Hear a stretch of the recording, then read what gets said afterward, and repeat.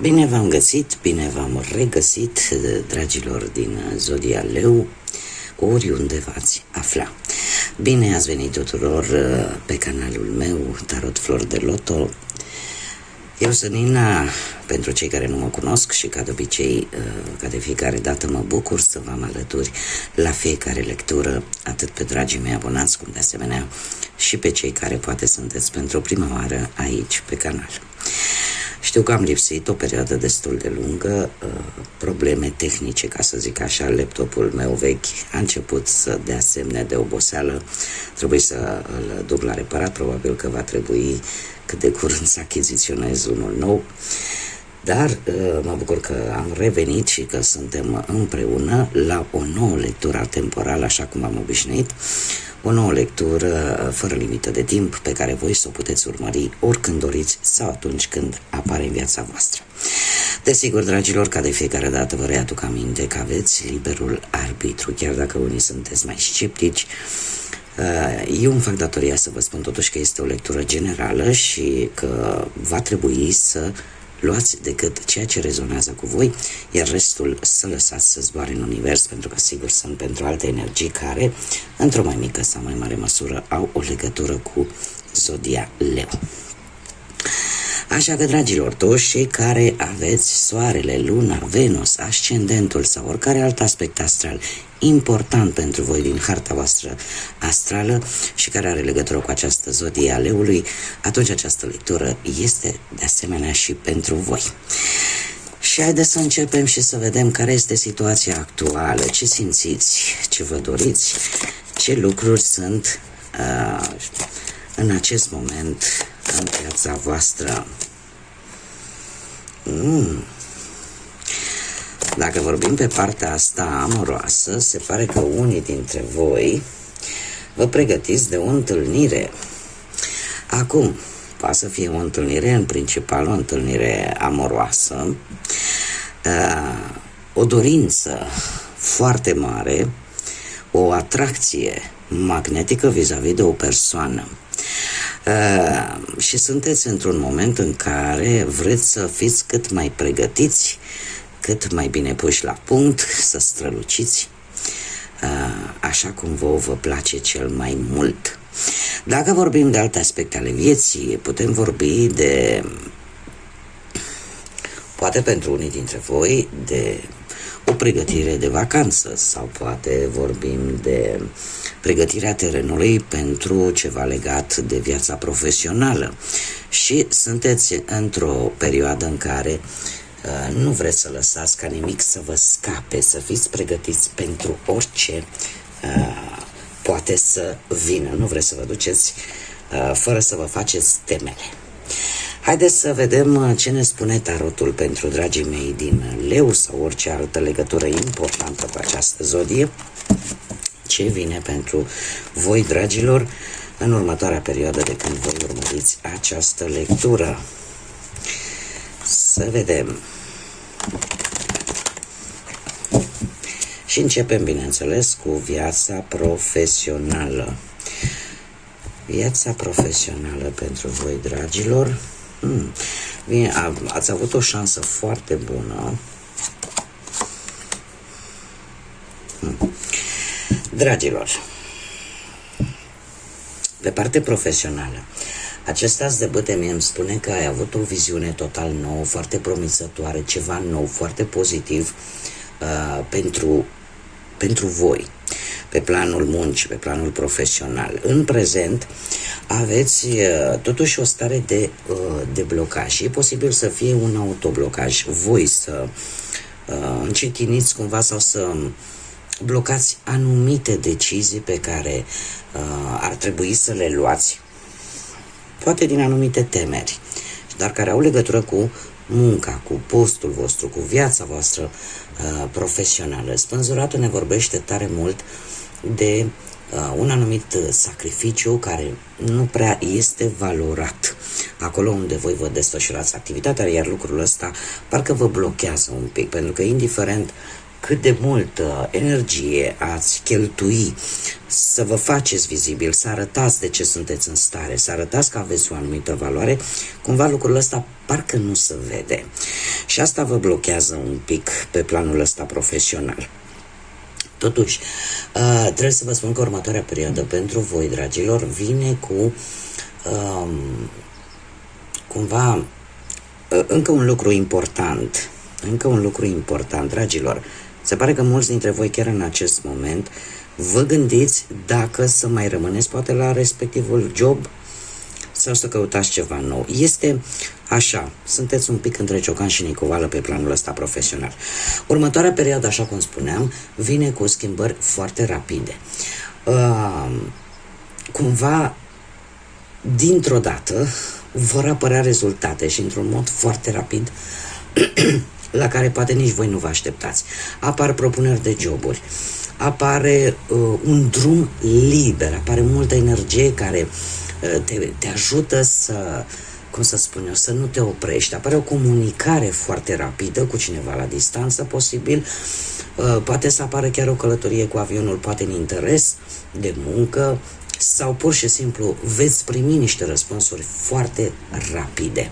Pot apărea negocieri, pot apărea și mutări profesionale. Așa că dacă până acum ați stagnat și ați fost un pic blocați, lucrurile astea se vor schimba în următoarea perioadă, iar situațiile se vor modifica cu rapiditate. Și din câte văd eu aici,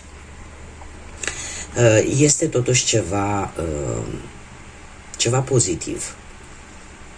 Da? Ceva pozitiv, pentru că direcția este una bună. Haideți să vedem cu bănuții. Cu bănuții ați avut o perioadă în care cumva karma a avut un cuvânt de spus pe partea asta banilor cu acest 6 de monede. Cumva ori a apărut o șansă tare bună de a cere poate un credit, de a cere niște bănuți sau pur și simplu ceva, o sumă de bani s-a întors la voi, dar trebuie să specific acest lucru, nu a venit din noroc sau din șansă, nu.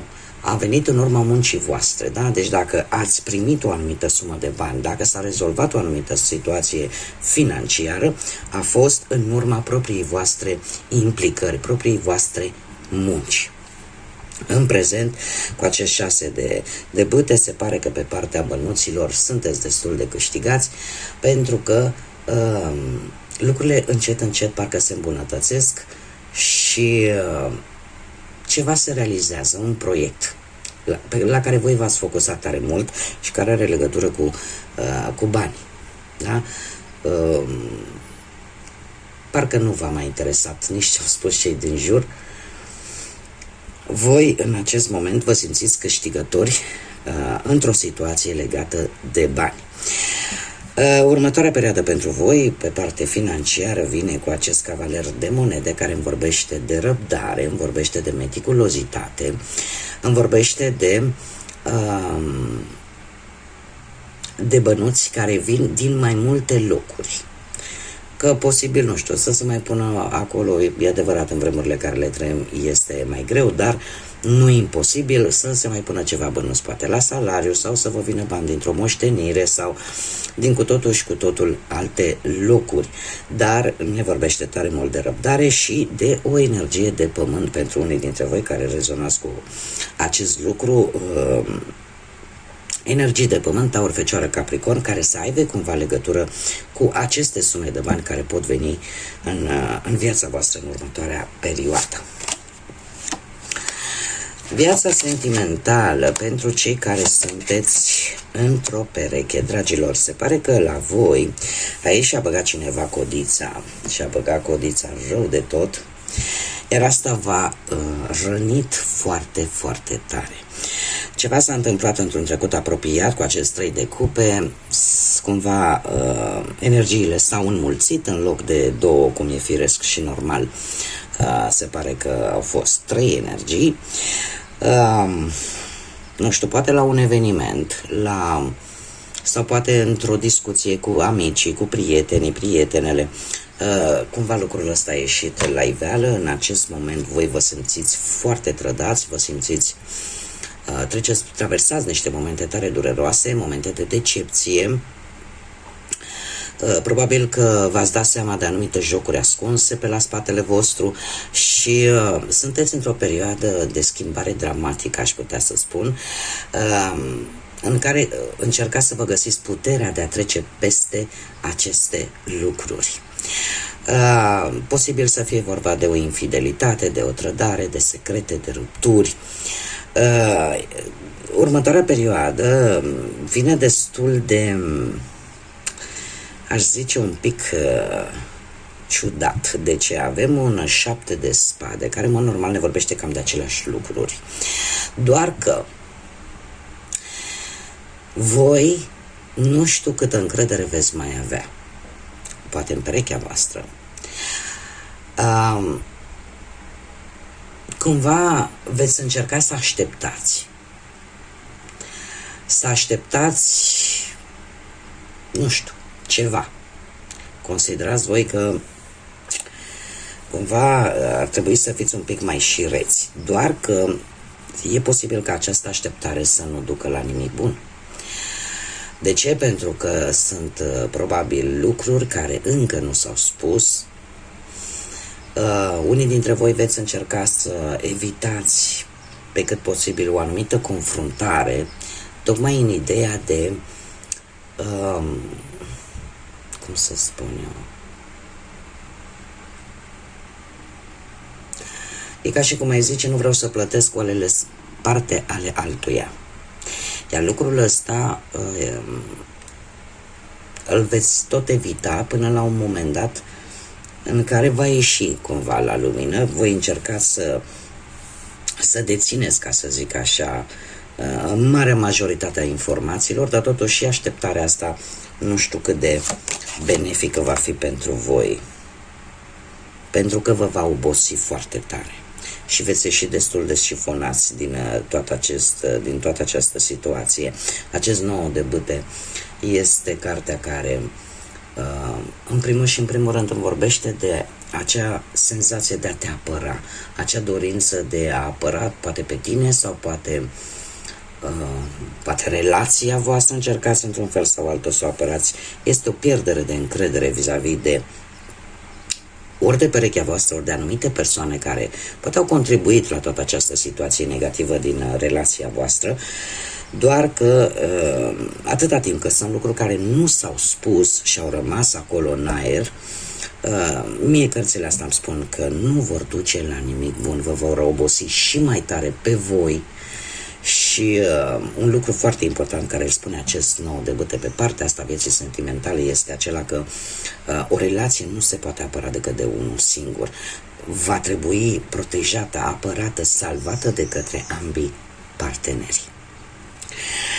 Mergem mai departe. Cei care sunteți singuri, poate în urma, din păcate, a văduviei, a unui divorț, a unei separări, sau poate că, uite, fără să vreau, am scos 4 cărți, le voi lăsa așa.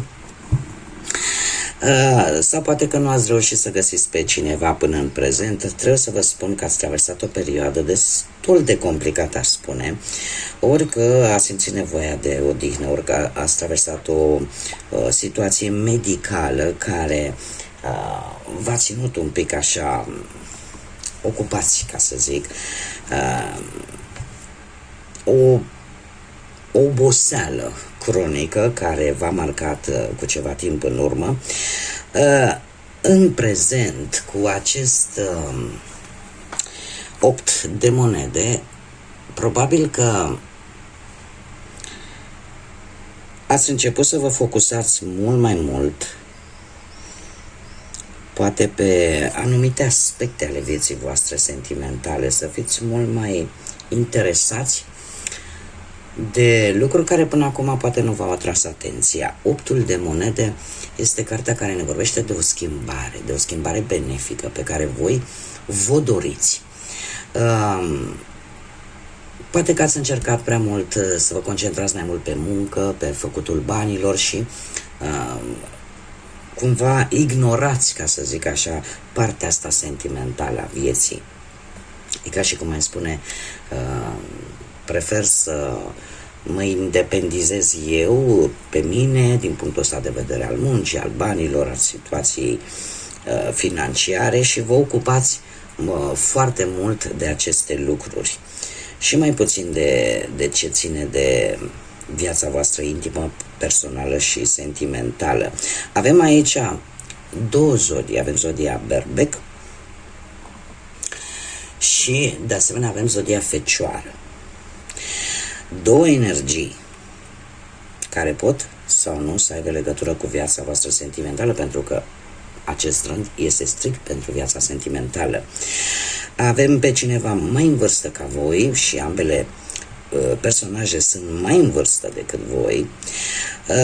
Prima, care în următoarea perioadă cu care poate veți avea o anumită conexiune, este un personaj foarte tradiționalist, așa. Este un personaj, o energie foarte autoritară, este o energie care cere foarte mult, cere o, cum să zic eu, are o atitudine așa foarte disciplinată. De asemenea, poate să aibă un rang înalt, poate să aibă o poziție foarte bună materială, poate să aibă acea energie un pic paternă, da? Și care pentru voi să vină cu, cum să spun eu, să aibă o gândire foarte logică și foarte rațională. Acum, eu trebuie să vă spun un lucru. E posibil să fie ori unul din părinți. Un părinte care să încerce oarecum ori să te sprijine, ori să te ajute, ori să-ți impună anumite reguli sau poate nu neapărat să le impună, să ți le sugereze într-o formă un pic mai poate mai autoritară, mai dură un pic, să încerce să-ți deschidă oarecum mintea vis-a-vis de anumite aspecte ale vieții tale sentimentale. De asemenea, faptul că avem pusnicul care ne vorbește de cineva din trecutul vostru, poate vreun fost, poate vreo fostă, cineva care încearcă oarecum să reaprindă un pic ceva din trecut și la care voi vă veți gândi tare mult dacă veți fi de acord să reaprindeți această flacără sau nu. Acum, dacă dăm la o parte aceste energii și luăm situația în sine, trebuie să vă spun că voi veți fi foarte categorici, foarte autoritari vis-a-vis de această propunere care se menține.